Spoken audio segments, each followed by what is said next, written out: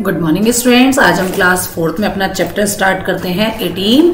बेटा आज मैं आपको दो चैप्टर एक साथ ही रीड कराऊंगी, 18 और 19, ठीक है, जिससे कि आपका कोर्स भी जल्दी से थोड़ा सा खत्म हो जाएगा और आपको पढ़ने में भी प्रॉब्लम नहीं होगी। आपका कोर्स जल्दी खत्म करा के आपको फिर आप लर्निंग कराएंगे हम लोग, ठीक है। चलिए स्टार्ट करते हैं हम अपना chapter 18। Popular names of countries के जो कंट्रीज है ना, जो देश हैं, उनके पॉपुलर नेम वो किस नाम से जाने जाते हैं। जैसे हम अपने किसी भी छोटे बहन भाई का या अपने कोई बहुत अच्छे बेबी का नाम रख देते हैं ना, उसका निक नेम होता है, ऐसे ही इन कंट्रीज के नेम है जिनको उनकी किसी खासियत के लिए जाना जाता है, ठीक है, या उनमें कुछ चीज स्पेशल होती है, उस नाम से जाना जाता है। हम पहले देखते हैं question number 1। Which country is called the sugar bowl of the world. Sugar bowl मतलब किसका कटोरा? चीनी का कटोरा संसार में किसको कहा जाता है ना? आंसर है Cuba is the called the sugar bowl of the world. जो क्यूबा देश है वो किससे जाना जाता है? शुगर बाउल, चीनी के कटोरे के नाम से जाना जाता है वर्ल्ड में। ओके, चलिए अब क्वेश्चन नंबर 2 देखिए। विच country is called the gift of the Nile. के जो नाइल है, जो नील नदी है, वो उसको मतलब नील नदी का जो वरदान है वो क्या है? आंसर है Egypt is the called the gift of the Nile. जो इजिप्ट था है एक मतलब पहले कभी हुआ करता था इजिप्ट नाम का एक देश, जिसमें थोड़े से पुरातात्विक तत्व भी पाए गए हैं, वहां की सभ्यता कैसे पनपी क्या हुआ, तो वो नील नदी के किनारे पर निकली है वो वाली सभ्यता, इजिप्ट वाली, ठीक है। तो इसलिए इसको क्या कहा जाता है? नील नदी का वरदान या गिफ्ट इसको कहा जाता है। चलिए क्वेश्चन नंबर 3 देखिए। विच country is called the roof of the world. देखिए आप इमेज देखिए कि किस देश को संसार की छत के नाम से जाना जाता है ना? तो आंसर है Tibet is called the roof of the world. यहाँ पर तिब्बत में जो है सबसे ज्यादा ग्लेशियर हैं, यहाँ से क्या निकलती हैं? नदियां निकलती हैं, जो बहुत बड़ी नदियां हैं, जो भारत में निकलती हैं। और कहाँ को जाती हैं? वो भारत से होकर वे पाकिस्तान में भी जाती हैं। तो यहाँ पर ग्लेशियर भी है, तो इसको क्या कहा जाता है? Tibet is called the roof of the world. संसार की छत के नाम से इसको जाना जाता है। ये शब्द आमतौर पर एशिया के पर्वतीय आंतरिक भाग को ये दर्शाता है। दर्शा रहा ना, देखिए यहाँ कितने सारे आपको पहाड़ दिख रहे हैं, ठीक है। चलिए क्वेश्चन नंबर 4 देखिए। विच country is called the Holi land. Holi land पवित्र स्थान है ना। होली लैंड कौन सा देश है जो जाना जाता है? Palestine is called the Holi land. जो पैलेस्टीन है वो किस नाम से जाना जाता है?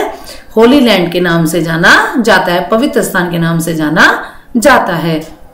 Question number 5। Which country is the called the island of cloves. अब मैं बता देती हूँ इस क्लोव का मतलब क्या है। इसका क्लोव का मतलब है लौंग, जो हम पूजा पाठ में यूज करते हैं, ठीक है। तो जो लौंग का जो द्वीप है वो इसको मतलब कौन से देश को कहा जाता है? विच country is called the island of cloves. के लोगों का द्वीप किसे कहा जाता है? तो आंसर है Madagascar is called the island of cloves. यहाँ पर सबसे ज्यादा क्या होती हैं? लौंग होती हैं, तो इसलिए इसको आइलैंड कहा जाता है। मेडागास्कर को कहा जाता है लोंगों का द्वीप कहा जाता है। Question number 6। Which country is called the land of the rising sun?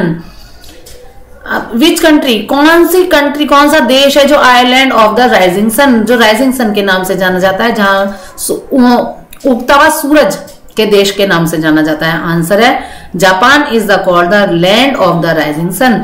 तो जो जापान है उसको क्या कहा जाता है? उगते हुए सूरज के देश के नाम से उसको जाना जाता है। बेटा अगर कोई चीज अगर नाम दिया जा रहा है तो उसके अंदर वो खासियत भी जरूर देखने को आपको मिलेगी, है ना। जैसे अब हमारा क्या है, हमारे देश में पिंक सिटी हम कहते हैं, तो क्या है हमारा जयपुर हमारी पिंक सिटी क्यों है?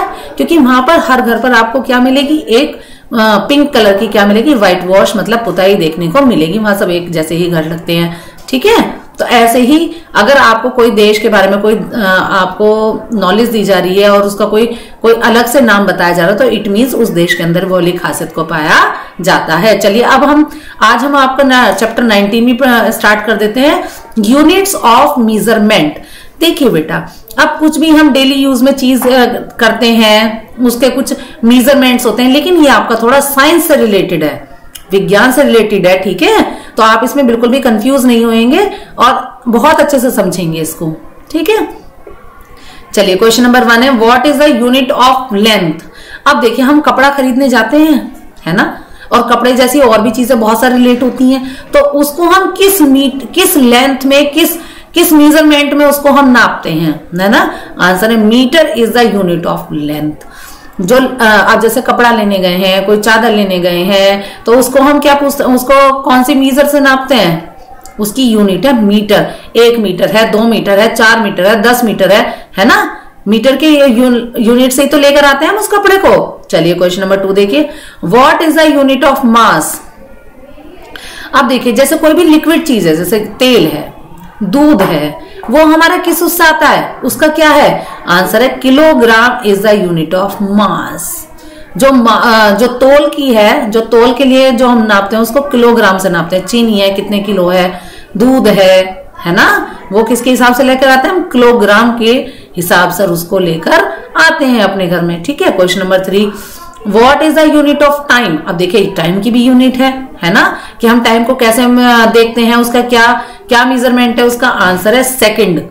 सेकंड से मिनट और मिनट से फिर क्या बनते हैं, हमारे घंटे बनते हैं। तो second is the unit of time. सबसे छोटी यूनिट कौन सी है, सेकंड है हमारी। 60 सेकंड का क्या होता है, 1 मिनट, और 60 मिनट में कितने होते हैं, 1 घंटा होता है, ठीक है। इतना तो आपको पता होगा। क्वेश्चन नंबर 4 देखिए, what is the unit of electric current. अब देखिए इलेक्ट्रिक करंट को भी की भी यूनिट है ना, किसको उसमें क्या वो करा जाता है, क्या यूनिट है उसकी इलेक्ट्रिक करंट की, आंसर है ampere is the unit of electric current. जो एम्पायर है इलेक्ट्रिक करंट को हम किस में मेजर करते हैं, साइंस की लैंग्वेज में है ये एम्पायर। क्या कहते हैं इसको, ampere. Question number 5, what is the unit of second. अब देखिए सेकंड का भी है, सॉरी ये साउंड है, SOUND साउंड, है ना। What is the unit of sound. Sound के लिए भी क्या यूनिट यूज करते हैं हम, आंसर है decibel is the unit of sound. अब जो हम साउंड को जो मेजर करते हैं उसको हम डेसिबल में नापते हैं, ठीक है। चलिए question number 6, what is the unit of temperature.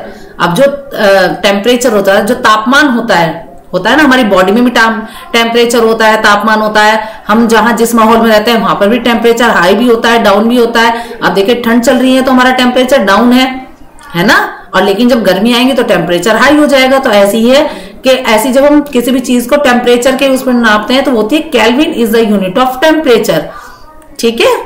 उसके लिए केल्विन का यूज होता है। Question number 7, what is the unit of pressure. जो दाब होता है, दाब, प्रेशर किसी भी चीज को, जैसे कुकर में खाना बनता है वो एक दाब पर बनता है ना। आंसर है pascal is the unit of pressure. उस प्रेशर को किस नाम से जानते हैं, पास्कल के नाम से जानते हैं, है ना। वो मीजर क्या है, pascal. Question number 8, what is the unit of power. अब देखिए मैंने आपको बताया अभी था ampere is the unit of the electric current. Electric current की क्या एम्पायर है, लेकिन जब हम उसको उस पावर को घर में, बिजली को जो हम घर में यूज करते हैं, जैसे हम अपने बल्ब लेकर आते हैं तो वो कितने वाट के होते हैं।